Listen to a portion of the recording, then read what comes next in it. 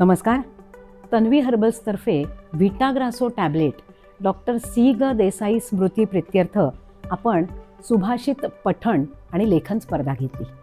माझे वडील Sanskrit Pandit doctor C ग देसाई यांना संस्कृतचा एवढा ध्यास होता की त्यांना कायम असं वाटायचं की संस्कृत ही आपली गिरवाण भाषा, सगळ्या भाषांची जननी, आणि तिला आपल्या भारतामध्ये सर्वोच्च स्थान मिळालं पाहिजे. ह्यासाठी त्यांनी अपरंपार कष्ट घेतले. संस्कृत लोकांपर्यंत पोहोचवण्यासाठी हजारो बहिशाल व्याख्यानं जी मुंबई युनिव्हर्सिटीतर्फे व्हायची तशी गावागावात जाऊन दिली. संस्कृतचा प्रचार आणि प्रसार केला. माझ्या वडिलांच्या हाताखाली 7 जणांनी PhD केली.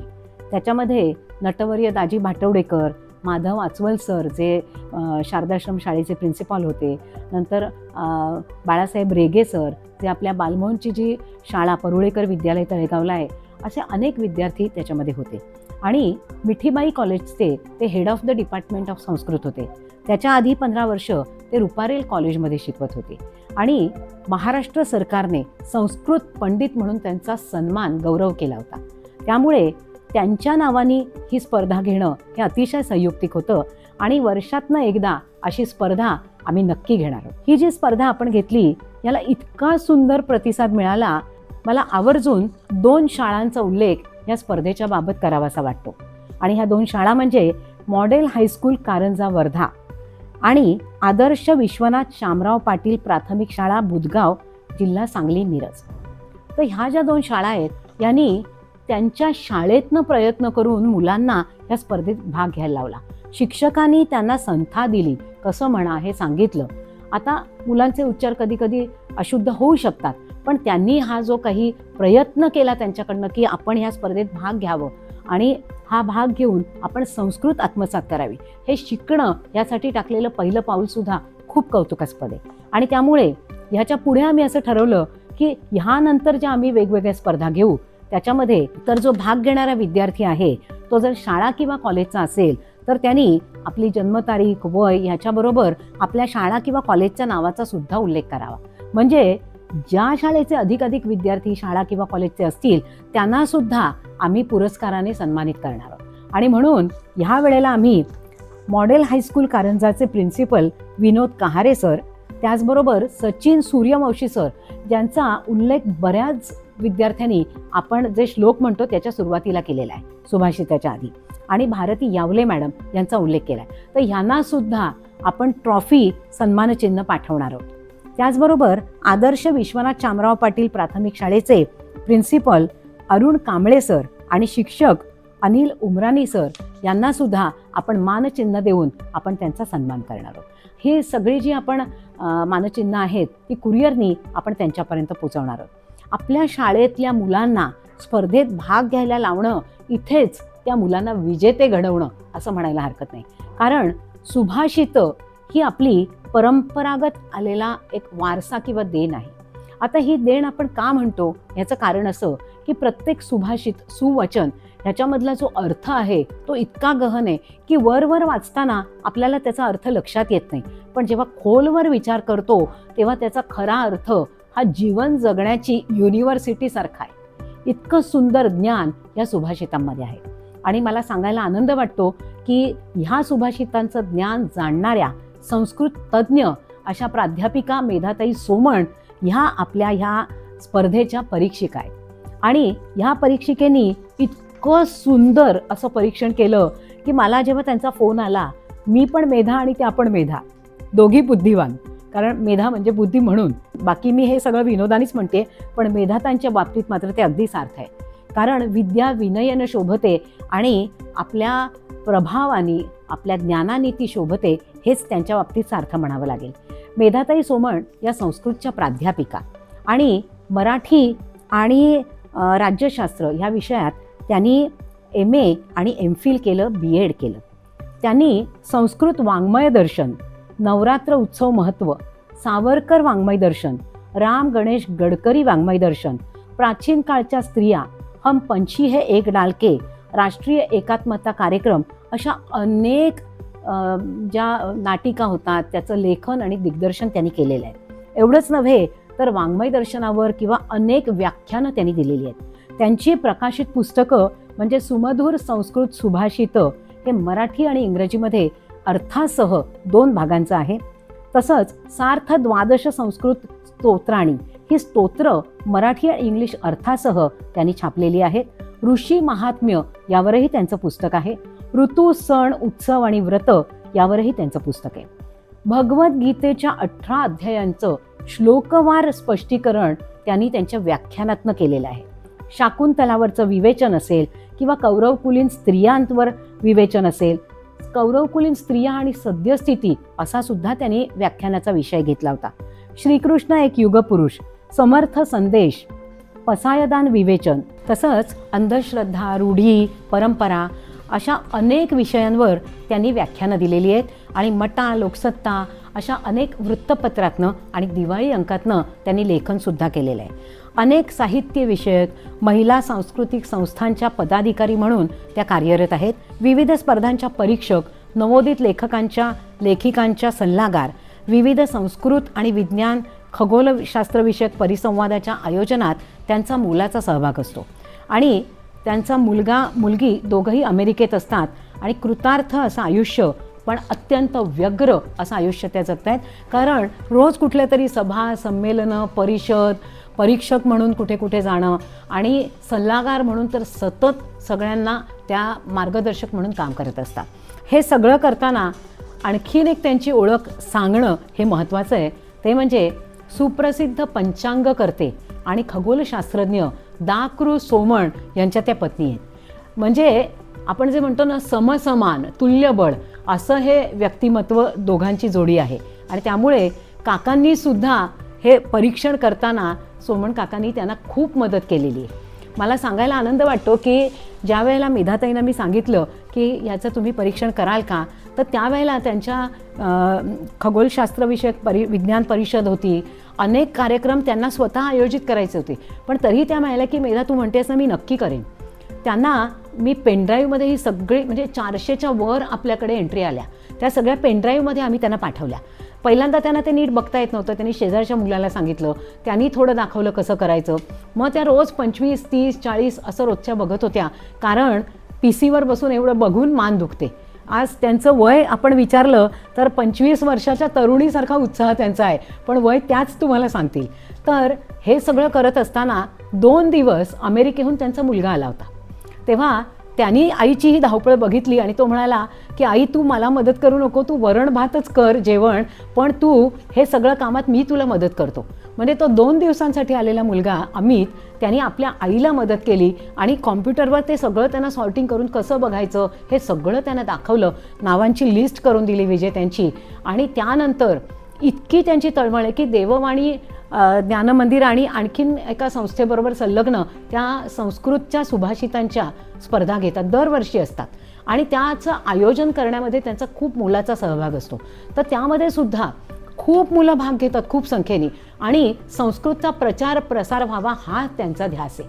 म्हणजे जो माझ्या वडिलांचा ध्यास होता तोच त्यांचा आहे. त्यामुळे खरोखर मला इतका आनंद झाला की अगदी समायुक्त अशा आपल्या परीक्षिका आहेत. आणि मला सांगायला आनंद वाटतो की त्यांच्या मिस्टरांनी, त्यांच्या मुलांनी तळमळीने त्यांना हे परीक्षण करण्यामध्ये मदत केली. आज कोण एवढी मदत करतं? एवढंच नव्हे तर आज त्यांनी 10 मार्कांचं असं परीक्षण केलं. त्यांनी प्रत्येकाची एंट्री नीट बघितली. आणि ह्यामध्ये तुम्हाला गंमत दिसेल की 10 पैकी त्यांनी असं सांगितलं की जवळजवळ 80 जणांना त्या बक्षिसं देणार आहेत. म्हणजे त्यांनी परीक्षक म्हणून, कारण याच्यामध्ये तन्वी हर्बल्सचा कुठलाही भाग नाही परीक्षणामध्ये, संपूर्णपणे त्यांनी ऐकून निर्णय दिलेले आहेत. तर त्यांनी असं सांगितलं की एवढ्या मुलांना बक्षिसं द्यावी लागतील. आणि त्याच्यामध्ये 2 शाळा आणि त्यांचे शिक्षक यांनी जे काही कष्ट घेतले ते पाहून त्यांना इतका आनंद झाला की त्यांनी असं सांगितलं की यांना आपण खास पुरस्कार त्या शिक्षकांना, प्रिन्सिपलना देऊया. आणि त्यामुळे याच्या पुढील सगळ्या आपल्या ज्या स्पर्धा होतील त्याच्यामध्ये सुद्धा ज्या ज्या शाळांचे जास्त विद्यार्थी भाग घेतील त्यांना सुद्धा आपण वेगळी ट्रॉफी, मानचिन्ह म्हणून नक्की देत जाऊ. आता तुम्ही जर पाहिलं असेल तर 10 मार्कांची त्यांनी टोटल केली. मेधाताई नंतर सांगतीलच की त्यांनी कसं कसं परीक्षण केलं. तर 10 पैकी फक्त 9 आणि 9.5 वालेच विजेते आहेत. त्याच्या खाली 8.5 वाले सुद्धा अनेक आहेत, पण त्यांना देता येत नाही कारण किती बक्षिसं देणार. पण म्हणून मला हे सांगायचं आहे की ज्यांनी भाग घेतला आहे तो प्रत्येकजण विजेता आहे. तुम्हाला प्रत्येकाला पार्टिसिपेशन अवॉर्ड सर्टिफिकेट हे मिळालेलंच आहे, त्यामुळे तुम्ही प्रत्येकजण हे विजेते आहात. आता मेधाताईंशी आपण संवाद साधायचा आहे आणि रिझल्ट जाणून घ्यायचा आहे, पण त्याच्या आधी आपण त्यांचा सत्कार इथे करूया. परीक्षक म्हणून त्यांनी जे काम केलं आहे त्याच्याबद्दल त्यांना धन्यवाद देऊया आणि त्याच्यानंतर त्यांच्याशी संवाद साधूया. नमस्कार मेधाताई. नमस्कार. आपण तन्वी हर्बल्ससाठी हे जे सुभाषित स्पर्धेचं परीक्षण केलं, आम्हाला इतका आनंद झाला की ज्या तळमळीने तुम्ही केलं, तर त्यासाठी या स्पर्धेची आठवण म्हणून हे एक मानचिन्ह आपण मेधाताईंना देतोय. त्याचबरोबर एक टोकन ऑफ लव्ह म्हणून आमच्यातर्फे एक छोटीशी भेट त्यांना आपण देतोय. आणि ही तन्वी हर्बल्सतर्फे आपण गिफ्ट देतोय. ह्यावेळची स्पर्धा आपण व्हिटाग्रासो टॅब्लेट्स तन्वी हर्बलची स्पर्धा घेतली आणि सुभाषितांची पठण आणि लेखनाची स्पर्धा घेतली. तर तन्वी शताचे जे प्रॉडक्ट्स आहेत तेही आम्ही त्याच्यात त्यांना दिले आहेत की त्यामुळे सुभाषितांबरोबरच तन्वी शताचा पण त्यांना उपयोग व्हावा म्हणून हे त्यांना दिलेलं आहे. आज व्हिटाग्रासो टॅब्लेट्स ही जशी जीवन संजीवनी झाली आणि त्यामुळे एक माझे पेशंट होते, तर त्यांनी मला असं सांगितलं की मॅडम तन्वी शता आम्ही नियमित घेतो, तर आमच्या घरी एक पेशंट आहे आणि त्यांना गहू रोपाचा रस घ्यायला सांगितला आहे आणि आम्हाला ती रोपं लावणं, ती 8-9 इंचाची झाली की ती काढून त्याचा रस करणं हे आम्हाला जमत नाही आहे, तर तुम्ही याच्यातनं मार्ग काढून आम्हाला औषध काढून द्या. तेव्हा मी असं म्हटलं की पेशंटने आपल्याला सांगितलं आहे ना, मग आपण हे करायलाच पाहिजे. आणि मग आम्ही त्यासाठी तशी यंत्रणा चालू केली आणि तन्वीच्या व्हिटाग्रासो टॅब्लेट्स तयार केल्या. ही व्हिटाग्रासो टॅब्लेट म्हणजे क्लोरोफिल, आपलं हरितशक्ती जी म्हणतो तशी ही संजीवनी आहे. आणि त्यामुळे या व्हिटाग्रासो टॅब्लेट्स एक गोळी सकाळ संध्याकाळ आता जगात लोकांना घेता येते. एक इम्युनिटी टॉनिक म्हणून तर ते काम करतंच, पण त्याचबरोबर आपले साधे आजार होऊ नये यासाठी बेस्ट टॉनिक म्हणून आज व्हिटाग्रासो टॅब्लेट लोक आपल्या वेबसाईटवरनं मागवतात किंवा आपलं ऑफिस तन्वी ऑफिस जे आहे तिथूनही ते मागवत असतात. तर आज तन्वीची जी आपण संस्कृत सुभाषित स्पर्धा घेतली, तर मी मेधाताईंना सांगितल्यावर त्यांनी खरोखर इतक्या व्यग्र शेड्यूलमध्ये सुद्धा त्यांनी तयारी दाखवली की मी हे परीक्षण करेन. आणि नुसतं एवढंच म्हणाले नाही, तर प्रत्येक सुभाषित ऐकणं असेल किंवा ते वाचणं असेल ते त्यांनी स्वतःहून प्रत्येक अन्याय कोणावर केला नाही प्रत्येक ऐकलेलं आहे. आणि त्यामुळे कोणी कसं लिहिलं आहे, त्यात काय चुका होत्या किंवा अधिक काय सुधारायला हवं ह्या सांगू शकतील. जसं व्हिटाग्रासो टॅब्लेट ही आरोग्य संजीवनी आहे, तसं सुभाषित ही संस्कृत संजीवनी आहे की ज्यामुळे आपलं मन शुद्ध व्हायला, आपले आचार चांगले व्हायला त्याचा उपयोग होत असतो. तर मेधाताई, आज ही जी स्पर्धा आपण घेतली त्याचं परीक्षण करताना कसं वाटलं तुम्हाला, काय अनुभव आला? आज आपल्याला सर्वांना मला भेटता येत आहे आणि म्हणून पहिल्यांदा सर्वांना नमस्कार करते.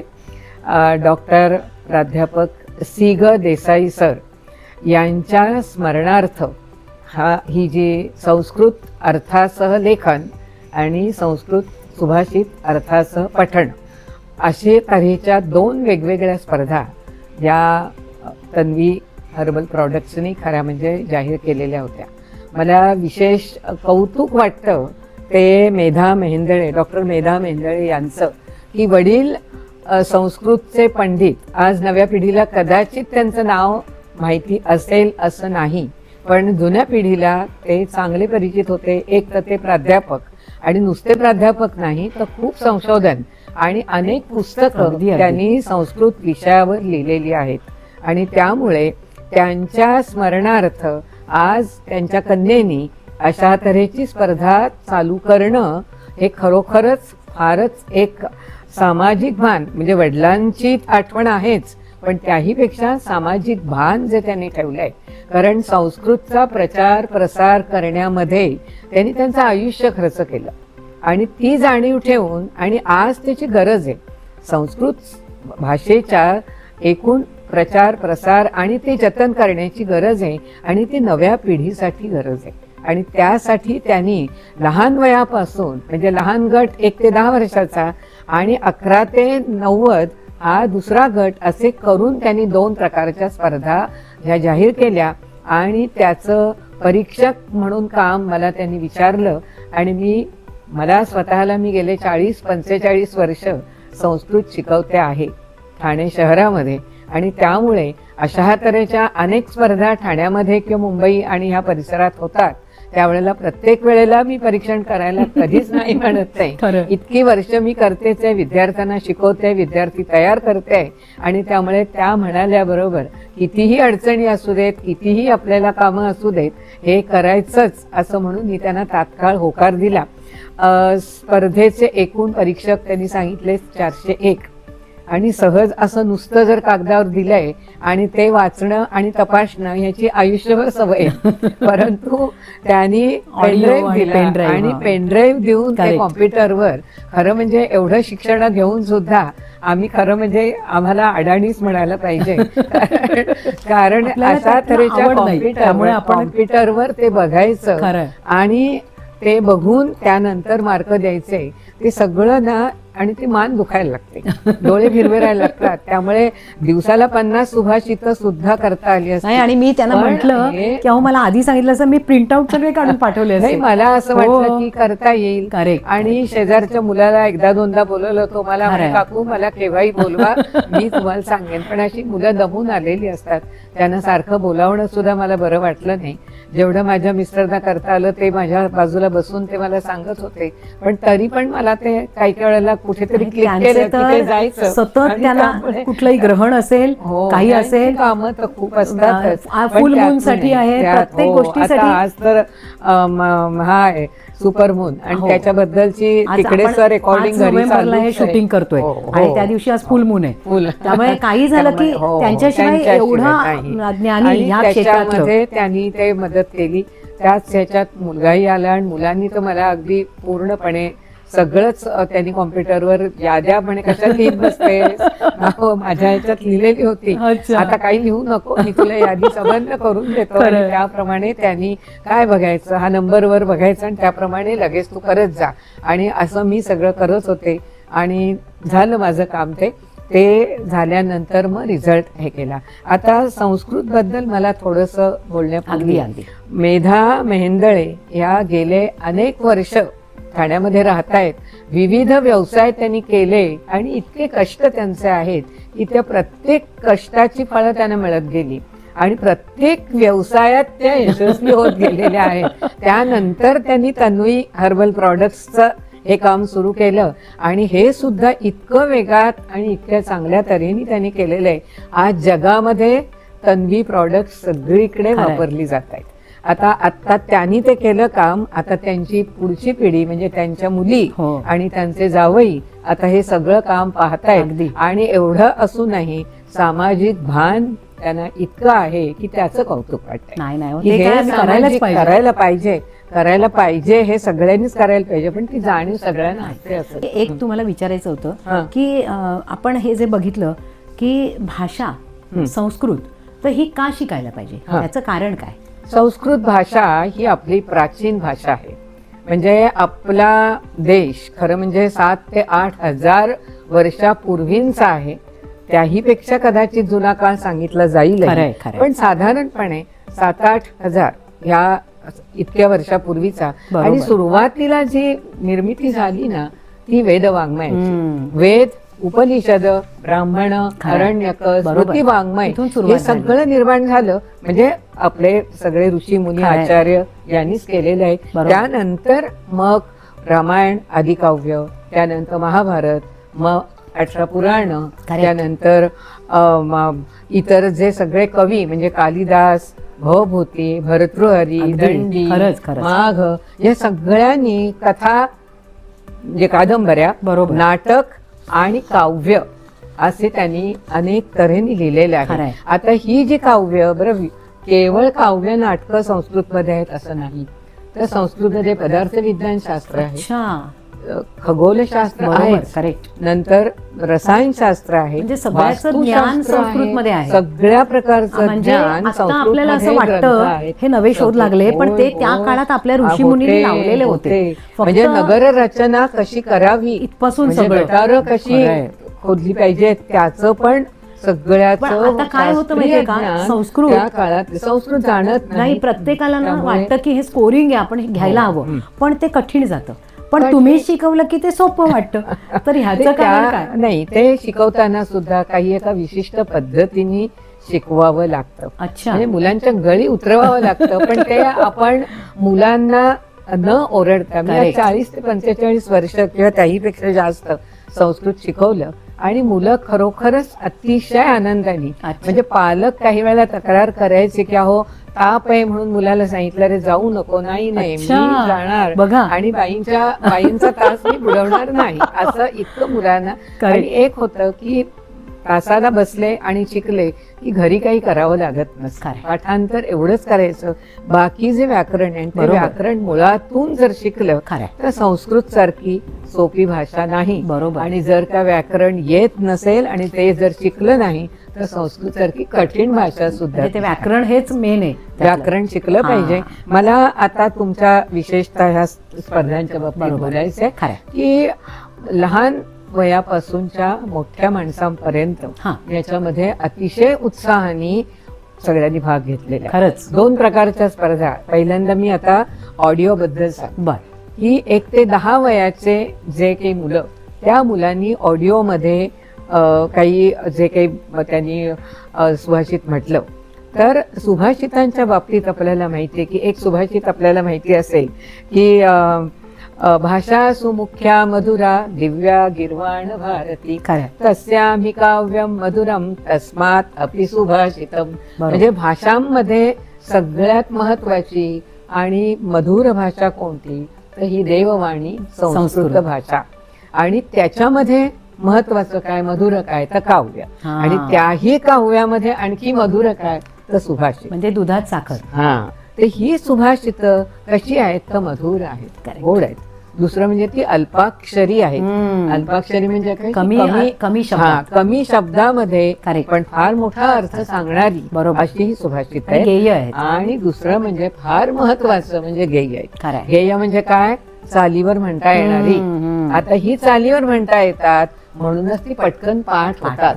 आणि म्हणून आपल्याकडे सुभाषित पाठ करायची जी एक स्पर्धा अनेक वर्षांपूर्वीपासून आहे आणि ती आता मेधाताईंनी एक ती जाहीर केली आणि आपण त्याच्यात भाग घेतला. लहान मुलांनी म्हणजे लहानपणी ही सुभाषित पटकन पाठ होतात. बरोबर आहे. मोठ्या माणसांनी सुद्धा 80-85 पर्यंतच्या माणसांनी सुद्धा, म्हणजे आता वृद्ध म्हणायचं त्यांना का नाही, पण त्यांनी सुद्धा उत्साहाने त्याच्यात भाग घेतला. आणि तुम्ही मला वाटतं खास म्हणूनच की त्यांना मराठी आणि संस्कृत मधनं त्या सुभाषितांचा अर्थ कळावा म्हणून तुम्ही पुस्तक बनवलंय. 2 पुस्तकं तुमची आहेत, तर त्याविषयी पण जरा सांगा ना. मी जवळजवळ म्हणते ना की 40-45 वर्ष जी मी सुभाषित 8वी ते 12वीच्या मुलांच्या पर्यंत मी शिकवलं संस्कृत. बरोबर. आणि त्याच्यामध्ये जी सुभाषित मी शिकवली ती जसं आपण अत्तर लावायला लागलं की आपला हात सुगंधित होतो, तसं मुलांना सुभाषित शिकवायचं आणि पाठकाराला द्यायचं. त्यामुळे माझी सगळी सुभाषित तोंडपाठ झाली. माझी सुभाषित तोंडपाठ झाल्यामुळे त्या वेळेला मला सतत लोकांच्याकडनं की अरे तुम्ही सुभाषितांचं पुस्तक का लिहित नाही. पण मला तेव्हा वेळ नव्हता. पण नंतर मी सगळं माझं थांबवलं. त्यावेळेला निवृत्तीच्या ह्या काळामध्ये मी 2 सुभाषितांचे संग्रह प्रसिद्ध केले. 400 सुभाषितांचा एक असा पहिला भाग, 400 सुभाषितांचा असा दुसरा भाग, आणि त्याच्यामध्ये अर्थ मराठीतून आणि इंग्रजीमधून असे त्याच्यात लिहिलेले आहेत. ते झाल्यानंतर मी, काय नाव आहे या पुस्तकाचं, सुलभ संस्कृत स्तोत्राणी असं ते. आणि तुमचा फोन नंबर सांगा, म्हणजे जर कोणाला हे पुस्तक हवं असेल तर लोक तुम्हाला फोन करून मागवून घेतील. अगदी. आणि सगळीकडे पुस्तकं जवळजवळ. तुमचा फोन नंबर आता सांगा. सांगू का? बरं, माझा फोन नंबर आहे 9986999736. आपल्याला पुस्तकं ही काय होतंय, आम्ही काही विकायला ठेवत नाही, पण तरी सुद्धा माझ्या घरी येऊन अनेकांनी, म्हणजे आता खरं सांगायचं म्हणजे 3-3, 4-4 आवृत्त्या त्याच्या निघालेल्या. एक पुस्तक घेतल्यानंतर 10-10, 15-15 पुस्तकं लोक विकत घेतात आणि आम्ही ती 50% कन्सेशननी मुलांसाठी देतो. त्याच्यात कुठच्याही तऱ्हेचा फायदा नाही, सेवा तुम्ही करताय ना, खरंच. आणि त्यामुळे मुलांना खूप उपयोगी पडतात.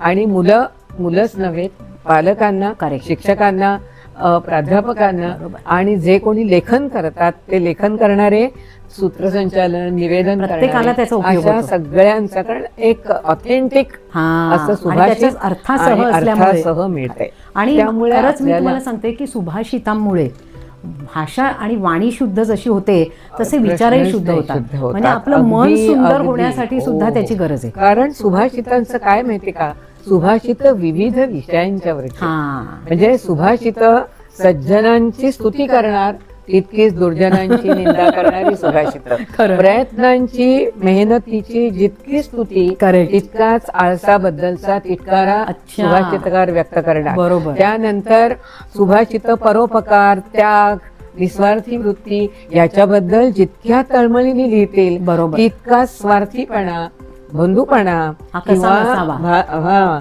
आपला स्वतःचा फायदा बघणारे असे जे कोणी असतात त्यांच्याबद्दलचा अतिशय राग सुभाषितकारांना. ही जी स्पर्धा तुम्ही बघितली त्यात बऱ्यापैकी 30 सुभाषित होती का वेगवेगळी पण वेगवेगळी? मला खरंच ते मला सांगायचंच आहे की ह्या सुभाषितांच्या ह्याच्यात लहान मुलांच्या पासून मोठ्यांच्या पर्यंत बहुसंख्य लोकांनी, खूप स्पर्धकांनी वेगवेगळी सुभाषितं लिहिलेली आहेत. म्हणजे कौतुक आहे सगळ्यांचं. म्हणजे खरं सांगायचं ना, म्हणजे 401 सुभाषितात एक 4-5 सुभाषितं अशी मला सापडली की जी रिपीट पहिल्यांदा नाही, मी पहिल्यांदाच ती वाचली. म्हणजे मला जे सारखं आपण इतके वर्ष शिकवलं पण हे सुभाषित आपल्याला नाही बघायला मिळालं, अशी पण 4 सगळ्या विजेत्यांचं एक कौतुक मला आहे. हे आणि हे मोठ्या जे कोणी म्हणजे बरोबर जे आहेत त्यांच्याकडून लिहिलं गेलेलं. मला तुम्हाला जरा थोडंसं या बाबतीत ही सुभाषित लिहित असताना आता तुम्हाला मेधाताईंनी माझे जे रफ कागद,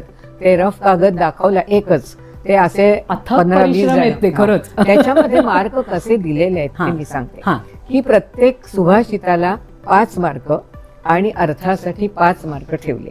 आता या 5 मार्कांची विभागणी लेखनाच्या बाबतीत काय केलं तर 2 मार्क सुभाषित शुद्ध लिहिण्याला,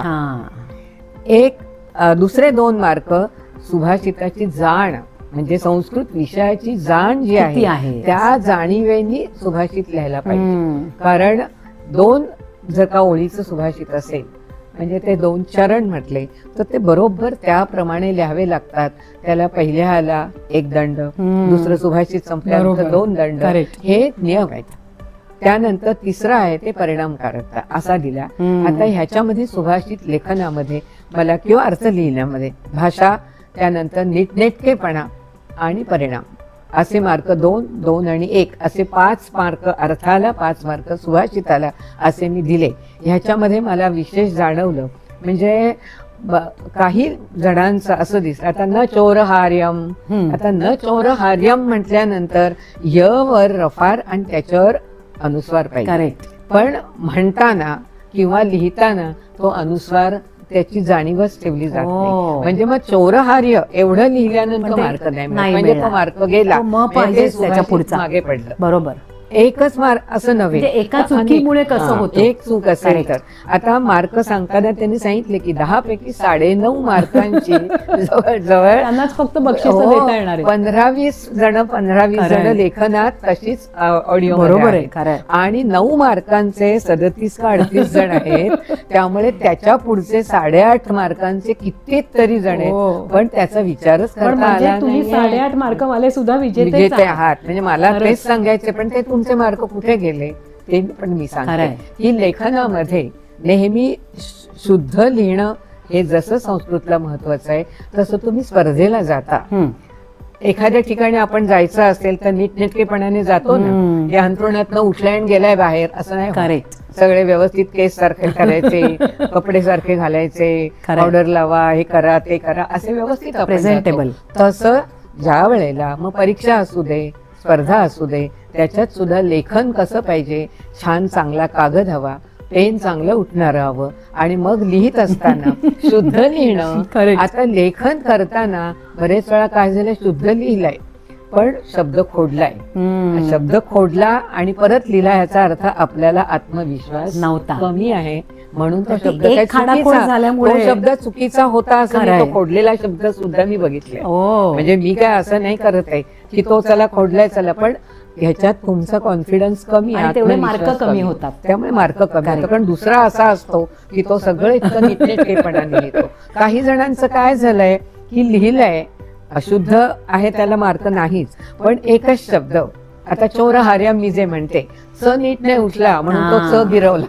आता च गिरवला म्हणजे परत काय झालं, बरोबर. इतरांचा जर दुसरे शब्द छान लिहिलेले असतील तर इथे हा शब्द असा परत तो हस्ताक्षर आणि शुद्ध हस्ताक्षर म्हणजे लेखनाला शुद्ध लेखन, हस्ताक्षर आणि नीटनेटकेपणा हा सगळं, आणि ते प्रेझेंट करताना सुद्धा अंतर, ओळीतलं अंतर म्हणा, शब्दातलं अंतर म्हणा, हे बघावं लागतं. हे सगळं बरोबर बघितलं आणि शेवटी परिणाम बघितल्याबरोबर काही लोकांनी अगदी इतकं छान चौकोनी कागद वगैरे अगदी छान सजवलेलं आहे, म्हणजे सजवलंय म्हणून मार्क दिले असं नव्हे, असं नव्हे, पण शुद्ध लिहिलंय, चांगलं लिहिलंय, अक्षर चांगलं, शाई चांगली, नाही तर कुठली तरी पेन काहीतरी वापरलंय. तर ह्याच्या पुढे आपण काय करायला पाहिजे, तर हा रागावू नका, पण हे करताना ह्याच्या पुढे कुठच्याही स्पर्धेला जाताना तयारीनिशी जायचं. आणि लेखन असेल तर उत्तम लेखन पाहिजे. एकदा, दोनदा, तीनदा घरी त्याच पेनांनी तशाच प्रकारच्या कागदावर प्रॅक्टिस करायला पाहिजे आणि मग एकाग्रपणे ते लेखन करायला पाहिजे. काही वेळेला असं होतं की इकडे काहीतरी वाचताय, तिकडे काहीतरी आहे, आणि मग पटकन आपलं काहीतरी लेखनात बिघडतं, बाजूला करावं ते आणि दुसरा कागद घ्यावा, दुसऱ्या ह्याच्यात लिहावं. तर हे लेखनाच्या बाबतीत झालं. आता ऑडिओच्या बाबतीत मार्क देताना सुद्धा शुद्ध ज्यांनी म्हटलेलं आहे तर शुद्धता आणि गेय आहे, सुभाषित गेय आहे म्हणजे चालीवर म्हणताय, बरोबर आहे. आपण एक 5-7 वेळा घरी ना प्रॅक्टिस करायला पाहिजे. एकदम घेतलं की म्हटलं असं नाही. त्यामुळे शुद्ध म्हणताना गेय असेल, चालीवर म्हटलं की ते कानाला छान वाटतं. करेक्ट. आणि परिणामकारकता की तुम्ही किती कॉन्फिडन्स तुमच्यात आहे, आत्मविश्वासपूर्वक म्हणता का घाबरत घाबरत, बरोबर आहे, तुमचे शब्द कसे येत आहेत, या सगळ्याला मिळून ते मार्क सुभाषिताचे. अर्थाचं तसंच आहे. अर्थ सांगताना सुद्धा अर्थच सांगायचा, स्पष्टीकरण त्याच्यात नाही सांगायचं. स्पष्टीकरणासाठी पुढे 1-2-4 ओळी ठेवायच्या आणि स्पष्टीकरण असं लिहून त्याच्या पुढे ते स्पष्टीकरण करायला काहीच हरकत नाही. पण अनेकांनी काय केलं, लेखनामध्ये सुद्धा मध्येच एक कंसामध्ये काहीतरी घालून त्याचं स्पष्टीकरण, अर्थ लगेच त्याच्यात कंसात, तसं नको.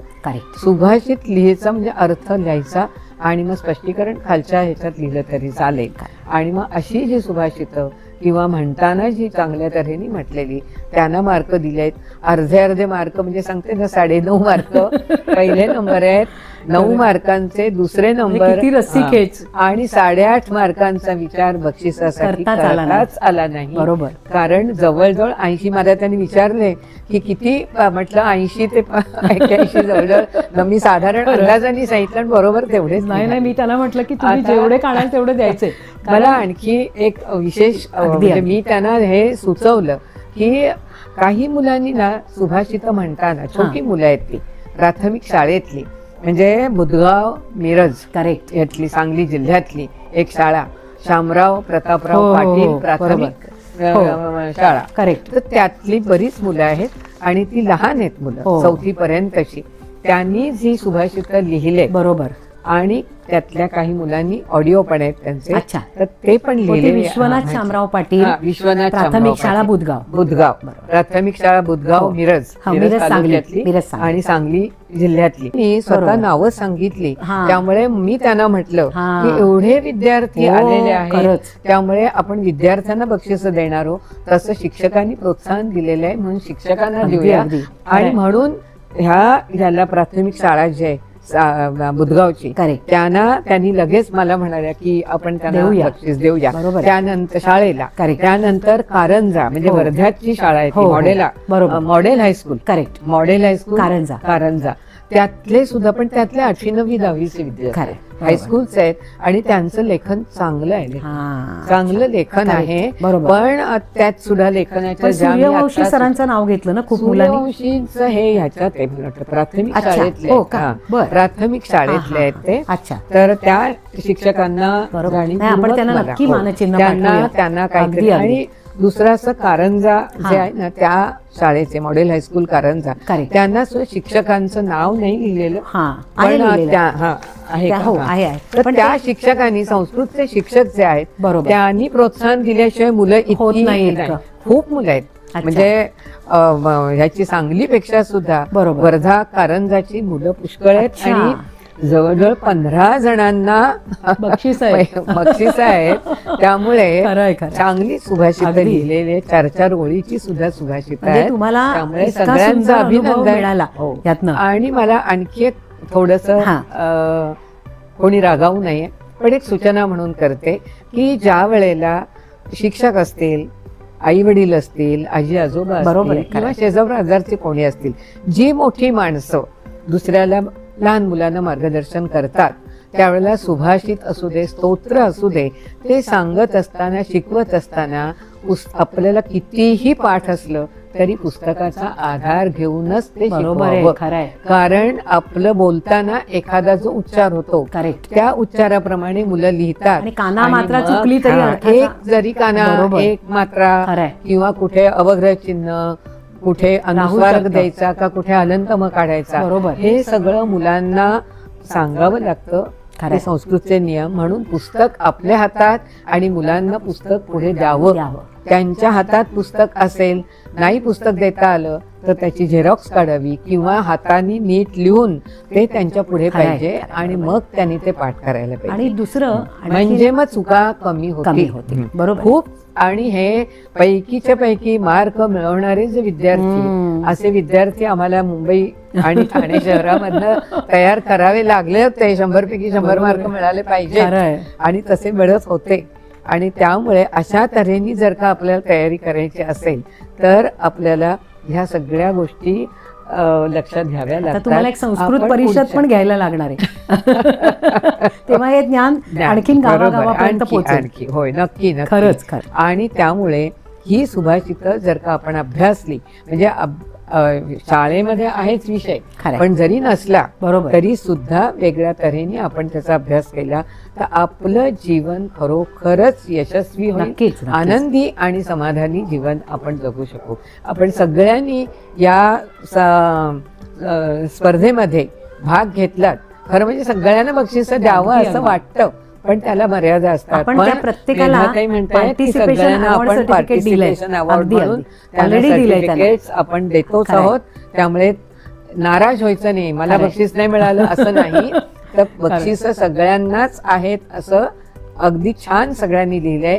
ह्याच्या पुढच्या प्रत्येक स्पर्धेमध्ये भाग घ्यायचा. कारण ज्या वेळेला आपण स्पर्धा घेऊ त्या भाग घेतल्यापासून त्या स्पर्धेची तयारी जी असते त्याच्यात केवढा आनंद असतो. अगदी अगदी. किती म्हणजे ते सुभाषित पाठ करायचं, ते लिहायचं, मग ते लिहून झाल्यानंतर त्याचा सराव करतो आणि ते जेव्हा आपण लिहून देतो, पाठवतो, तो केवढा आनंद असतो. बक्षीस जगतो ते क्षण, हे सगळे क्षण आनंदाचे असतात. आणि त्या सुभाषितातून आपल्याला केवढा संदेश मिळतो, केवढा संदेश. बरोबर. आणि जगायला असा बोध जर मिळत असेल तर अशी एक 10 सुभाषितं जर आपण अभ्यासली तर आपलं खरंच प्रत्येक दिवसाला एक एक सुभाषित वाचावं. अगदी. पाठ करता आलं तर पाठ करावं. लहान वयात तर पाठ होतच, काही प्रश्नच नसतो. पण मोठ्या वयात सुद्धा रोज जर म्हटलं, आणि सुभाषित काय संस्कृत पाठांतरांनी एक तर स्मरणशक्ती वाढते, बुद्धी तल्लख होते, मेंदू तल्लख होतो आणि जिभेला वळण मिळतं. कोणतीही भाषा आपल्याला एकदा संस्कृत जर बोलता आलं की कुठलीही सोपी होते भाषा. दुसऱ्या भाषा आपल्याला म्हणूनच मला वाटतं की सकाळी उठल्यावर आपल्याकडे शुभ वक्रतुंड किंवा मनाचे श्लोक, त्याच्यानंतर संध्याकाळी शुभंकरोती, तर हे आपल्याकडे जे वळण आहे तर हे संस्कृतच आहे सगळं. आणि त्यात ते संस्कार. आता रामरक्षा पूर्वीच्या काळी आम्ही शिकलो, आम्हाला अर्थ कळत नव्हता, पण आमची वाणी शुद्ध झाली की ते म्हणून. आणि आता अर्थ कळल्यावर कळतंय की ती एक प्रकारची रेखीच आहे की रामा माझ्या डोक्याचं रक्षण कर, पायाचं रक्षण कर, हृदयाचं कर. म्हणजे हे तेव्हा कळलं नव्हतं, पण ते शिकल्याचा आज फायदा होतोय. आणि म्हणूनच नाही तर आता एखादं सुभाषित आपलं संस्कृत मधलं घेऊन मग आपण रिझल्ट कडे येऊया. म्हणजे तुम्ही 1-2 सुभाषितं जर घेतली, तुम्हाला काही सांगायचं असेल तरी सांगा. तुम्हाला सुभाषित मुद्दाम आता या काळाला योग्य असं मी तुम्हाला नक्की म्हणते. चालेल. काले वर्षतु पर्जन्यः पृथिवी सस्यशालिनी देशोऽयं क्षोभरहितः सज्जना सन्तु निर्भयः. आता ह्याचा अर्थ सांगते. काले वर्षतु पर्जन्यः, म्हणजे योग्य वेळी योग्य तेवढा पाऊस पडावा. बरोबर. पृथ्वी सस्यशालिनी, आणि ही पृथ्वी कशी असावी तर समृद्ध, सगळ्या सस्य म्हणजे धान्य, धान्यानी धनधान्यानी समृद्ध संपन्न अशी असावी, असाच पाऊस पडावा. खरंय. आणि देशोयम क्षोभरहितः, म्हणजे आपला देश कसा असावा तर कसल्याही तऱ्हेचा ताण तणाव, संघर्ष, क्रोध, क्रोध म्हणा किंवा हेवे दावे, मत्सर, द्वेष याच्या विरहित असा आपला देश असावा. असा असावा. रामराज्य किंवा सत्ययुग झालं आणि ते परत यायला हवंय. आणि सज्जनाः सन्तु निर्भयाः. आज काय होतंय, सज्जन घाबरतात बोलायला, म्हणून सज्जन हे निर्भयपणे जीवन जगू देत, अशा तऱ्हेचं सुभाषित. किती सुंदर अर्थ आहे या सुभाषिताचा. आपण हे आपण एक नवीन सुभाषित शिकलो. आणि अशी सुभाषित आणि सहजगत्या ही सुभाषित आपल्याला म्हणता येतात, पाठ करता येतात. त्यामुळे अशा तऱ्हे त्यांच्याकडे एवढं अगाध ज्ञान आहे ना की रोज जरी त्यांनी एक आपल्याला लेक्चर दिलं तरी ते संपणार नाही, इतकं ज्ञान आहे.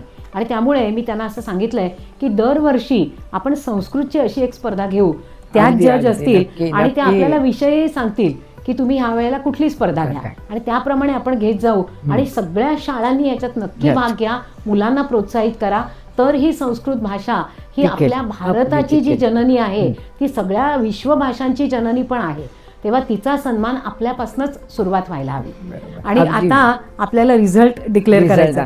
हो, त्या रिझल्ट पूर्वी मी आधी मेधाताईंचे आभार मानते, कारण तन्वी व्हिटाग्रॉसो या टॅबलेट्स तर्फे म्हणून म्हणतायत, पण तन्वी हर्बल प्रॉडक्ट ही त्यांची खरी मूळ त्यांची आणि सगळ्या आजारांवर आपण गुणकारी औषधं देतोय. सगळ्या आजारांवर त्यांनी विविध प्रकारची औषधं तयार केलेली आहेत.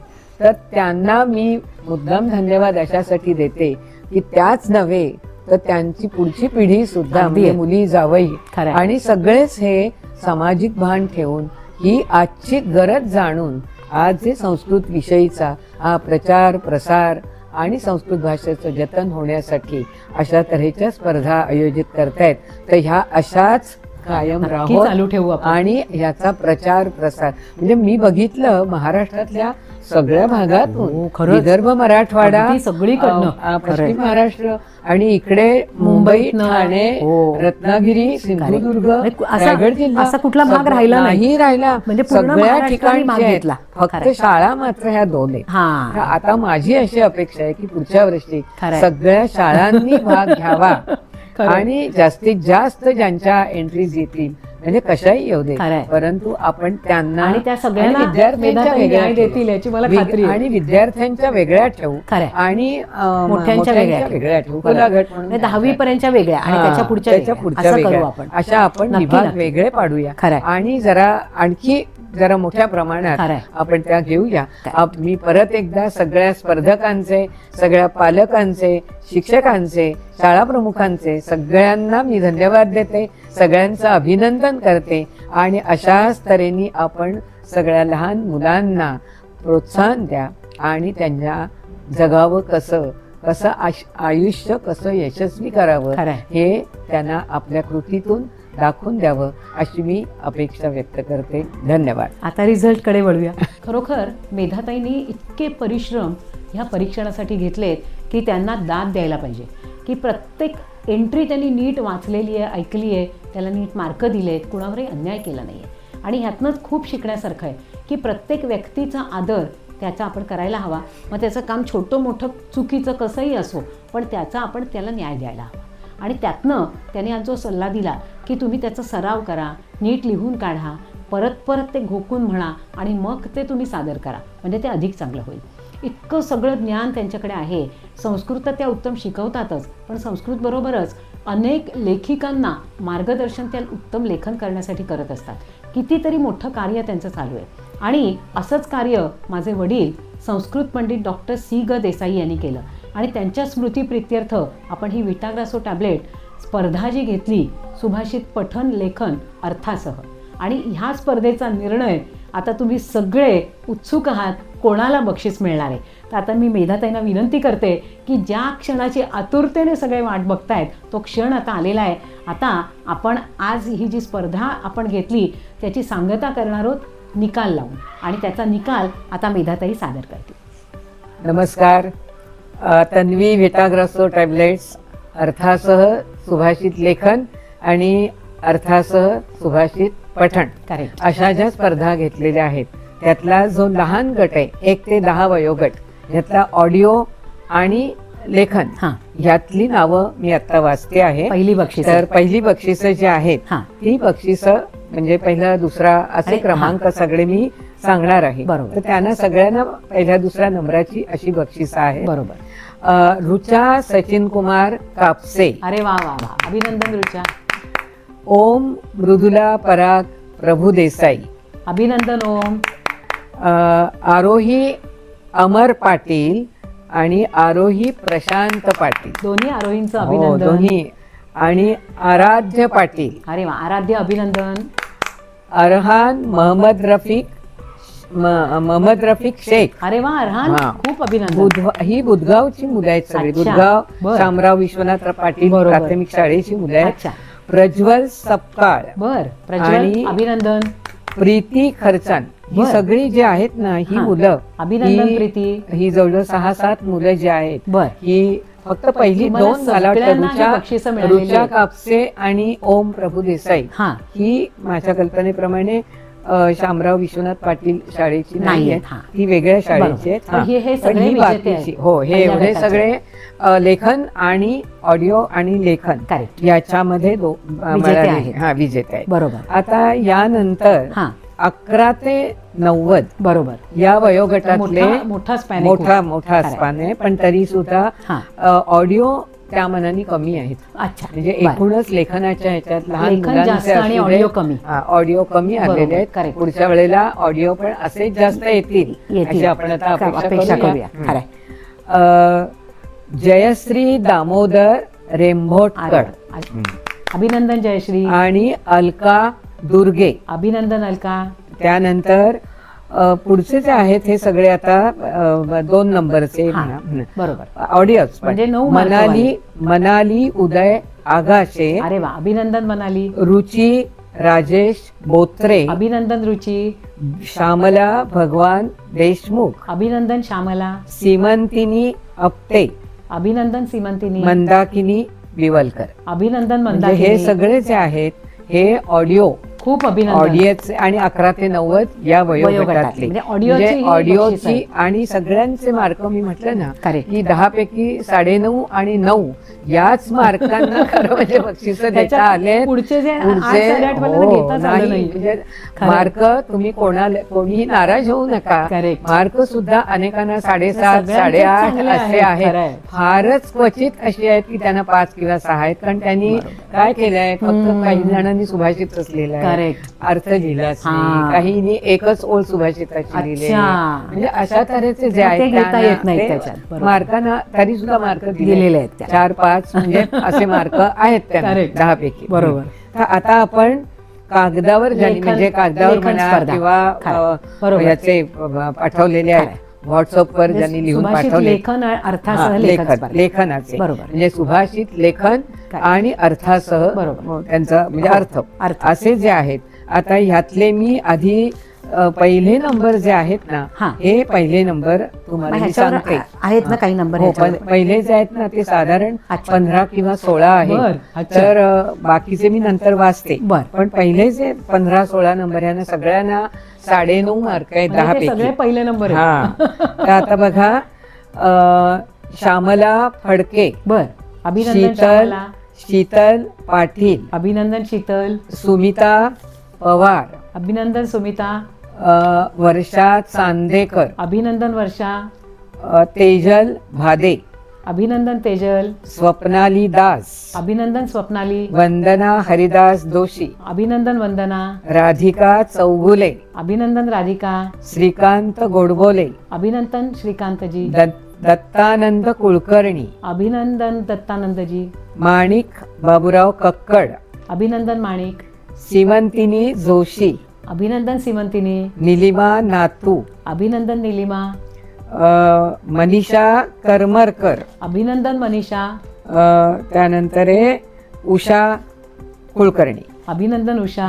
आता हे जे आहेत एवढ्या जणांना पहिलं बक्षीस मिळालेलं आहे. म्हणजे हे जवळजवळ 15 जण आहेत. करेक्ट. 11 ते 90 या वयोगटातली माणसं आहेत. या सगळ्यांचं अभिनंदन. 9.5 मार्क. आता जे आहेत ते 2 नंबर, जे दुसरा नंबर आहे ते 37 जण आहेत. आता ह्या 37 जणांची नावं वाचते. त्यांना 10 पैकी 9 मार्क आहेत. बघा, म्हणजे 10 पैकी 9.5 अर्ध्या मार्काची. तुम्ही कमी नाही. 8.5 मार्क वाल्यांचा विचार बक्षिसासाठी करता आला नाही. कारण सगळे 401 सुभाषितांच्या मध्ये 81 बक्षिस काढलेली आहेत. आणि सगळ्यांचं अभिनंदन. आणि ज्यांनी कोणी त्यांच्या सांगण्यावरनं झालेलं आहे. आता आम्ही 4-5 बक्षिसं काढतो प्रत्येक गटामध्ये, म्हणजे 20च निघाली असती, 81 झालेली. कारण नाराज होऊ नका कोणी. आणि बक्षीस हे एक टोकन असतं, आपल्याला प्रोत्साहन मिळतं. पण सुभाषित लेखन, ते पाठ करणं, ते लिहिणं, हाही आनंद खूप मोठा आहे. त्यामुळे पुढच्या वर्षी आणखी जोमानी, आणि मी ज्या सूचना केल्या त्या लक्षात घ्या. आणि त्याप्रमाणे जर सुभाषित लेखन आणि पठण केलं तर तुम्हाला सगळ्यांना बक्षिसं द्यावी लागतील. मेधाताईंना बक्षिसं भरपूर आणावी लागतील. भरून ठेवायला लागतील. आधीच भरून ठेवायला गोदामात भरायला लागेल मला बक्षिस. आता 11 ते 90 या वयोगटामध्ये दुसरं बक्षीस. आता आपण दुसऱ्या नंबरची जी बक्षीस आहेत त्याचं मी ते वाचते. जवळजवळ 37 बक्षीस आहेत. हो हो हो. आता बघा दुसरा. हो हो, अगदी छान छान, सगळ्यांनी छान लिहिलेले आहेत. अगदी अरविंद दंडगे. बर, अभिनंदन. नंतर खुशबू हिंगावे. अभिनंदन खुशबू. चंचल ढोले. अभिनंदन चंचल. चारुष देवसे. अभिनंदन. आणि हे छाया किनकर. अभिनंदन छाया. आता ही जी 4 मुलं वाचली ना मी, खुशबू, चंचल, चारुष आणि छाया, ही करंजा हायस्कूलची आहे. आपण त्यांना वेगळी 15 बक्षिसं दिलेत. बरोबर बरोबर, ही वेगळी आहेत. आणि त्याच्या व्यतिरिक्त 37 बक्षिसं मोठ्यांची आहेत. पण नावं 11च्या पुढच्या वयोगटातली असल्यामुळे ती विद्यार्थ्यांची नावं पण तुमच्या ह्याच्यातच असणार, बरोबर, जरी मोठे म्हटलं तरी. यानंतर आहे डॉक्टर कैलास रतिलाल चव्हाण. अभिनंदन कैलासजी. डॉक्टर रंगनाथ वैद्य. अभिनंदन रंगनाथजी. डॉक्टर वसुमती देवरे. अभिनंदन. आता या लोकांना मला खरंच की स्वतःचे व्यवसाय सांभाळून त्यांनी ही सुभाषित खरंच कौतुक आहे. आणि अगदी अगदी त्याच्यात आनंद त्यांना खूप मिळाला. बरोबर आहे, खरं आहे. तेव्हा सगळ्यांचं अभिनंदन. यानंतर आहे दिशा वंजारी. अभिनंदन. ही करंजा हायस्कूलचे. अच्छा. नरेंद्र भालेराव. अभिनंदन करंजा. नव्या तोलाराम घागरे. अभिनंदन नव्या. त्यानंतर निवेदिता हेलवर. करंजा. निवेदिता. पल्लवी सरोदे. अभिनंदन पल्लवी. प्रणाली तांदळे. अभिनंदन प्रणाली. भावना पथ. अभिनंदन भावना. राणी गिऱ्हाळे. अभिनंदन राणी. करंजाचे. बर. लावण्य खौशी. अभिनंदन करंजा. वैष्णवी चौधरी. अभिनंदन वैष्णवी. करंजा. वैष्णवी राऊत. करंजा. वैष्णवी. आता बाकी म्हणजे करंजा हायस्कूल जे आहे त्याची मी नावं ही आता मुद्दाम एकत्र नाही आहेत, ती वेगवेगळी आहेत, पण मुद्दाम वाचले. बरोबर. आता यानंतर पहा मोठ्यांचाच गट. नितीन दिनकर पुरोहित. अभिनंदन नितीनजी. प्रीती सुभाष खरचन. ही सांगलीची, हिचं नाव मगाशी वाचलंय. ओके. भक्ती बोहती. धाराशिव. भक्ती बोहती धाराशिव. मृणाल हिरवे. अभिनंदन मृणाल.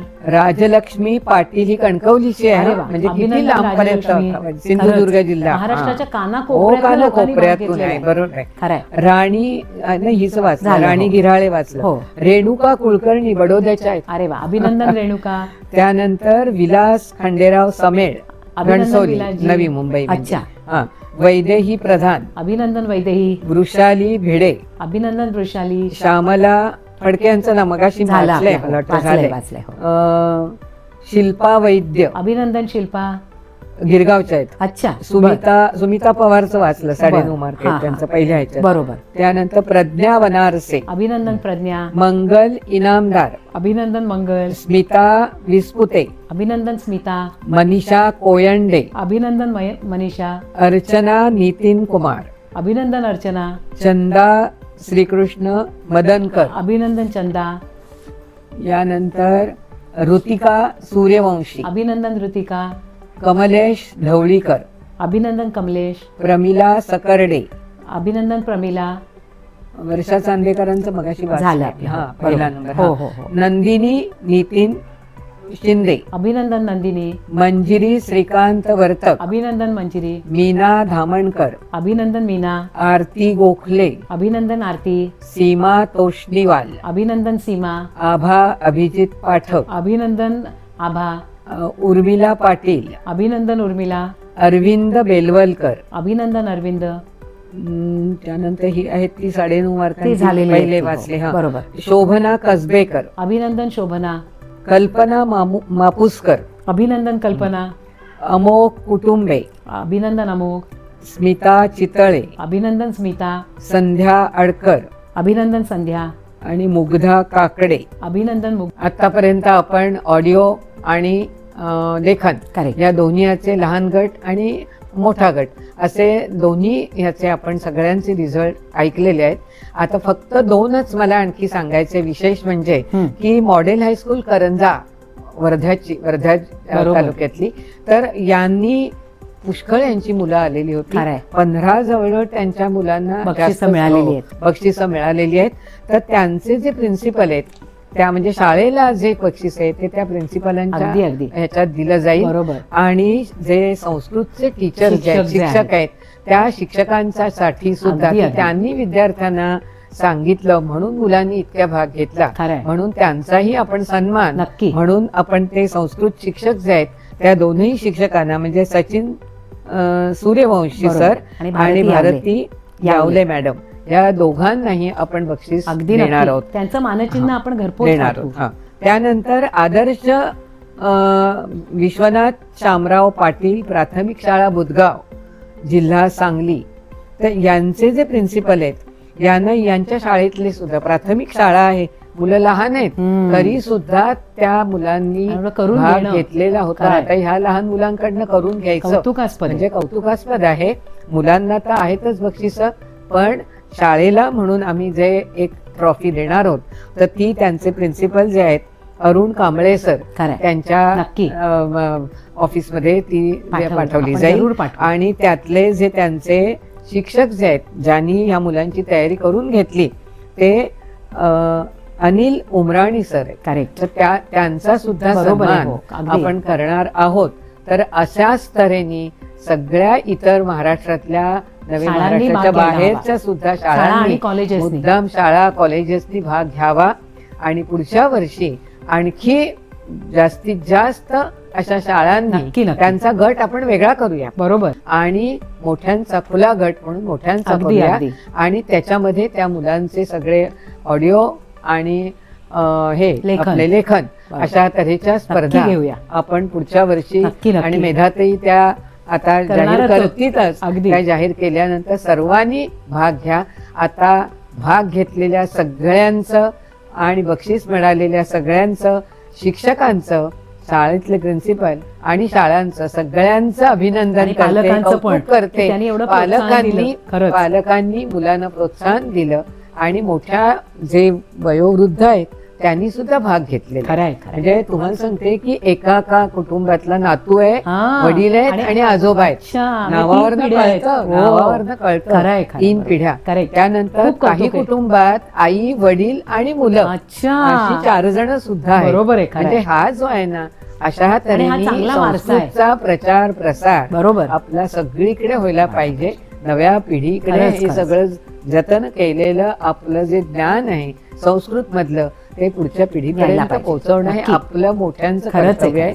म्हणून लहानांना प्रोत्साहन द्या आणि सगळ्यांनी पुढच्या वर्षी मोठे लहान सगळ्यांनी भाग घ्या. सर्वांना शुभेच्छा, सर्वांचं अभिनंदन आणि नव्या वर्षासाठी सुद्धा आता तुम्हाला खूप शुभेच्छा. शुभेच्छा. नाही, खरंच धन्यवाद. मेधाताई, तुम्ही आज इथे येऊन खूप सुंदर असा रिझल्ट डिक्लेअर केलात. मला खात्री आहे की तुम्ही सगळे ज्या रिझल्टची आतुरतेने वाट बघत होता तो आता लागलेला आहे. जे जे जिंकले त्या विजेत्यांचे सगळ्यांचं मनपूर्वक अभिनंदन. ह्या सगळ्या ट्रॉफीज, बक्षिसं ही तुम्हाला घरपोच पाठवली जाणार आहेत. त्यामुळे त्याचा आनंद घ्या. त्याच्याबरोबर फोटो काढून आम्हाला जरूर पाठवा. आणि ह्याच्या पुढची स्पर्धा पण आपण डिक्लेअर केली आहे की 2 मिनिटाचा अभिनयाचा व्हिडिओ 9820075813 यावर पाठवा. आपले परीक्षक त्याचे आहेत महेश लिमये, जे सुप्रसिद्ध सिनेमॅटोग्राफर, छायाचित्रकार आहेत आणि दिग्दर्शक सुद्धा आहेत. Hindi, Marathi, national, international award winning films त्यांनी बनवलेल्या आहेत. त्यामुळे ह्यांच्या नजरेखालून तुमचा व्हिडिओ जाणार आहे. तेव्हा त्यातही भाग घ्या आणि 20 नोव्हेंबरपर्यंत पुढच्या स्पर्धेसाठी सुद्धा तुमचे व्हिडिओ पाठवा. आणि आज भाग घेतलेला प्रत्येक जण हा विजेता आहे. आणि मेधाताई, तुम्ही इथे येऊन हा रिझल्ट डिक्लेअर केलात त्याबद्दल तुमचं मनपूर्वक अभिनंदन आणि आभार.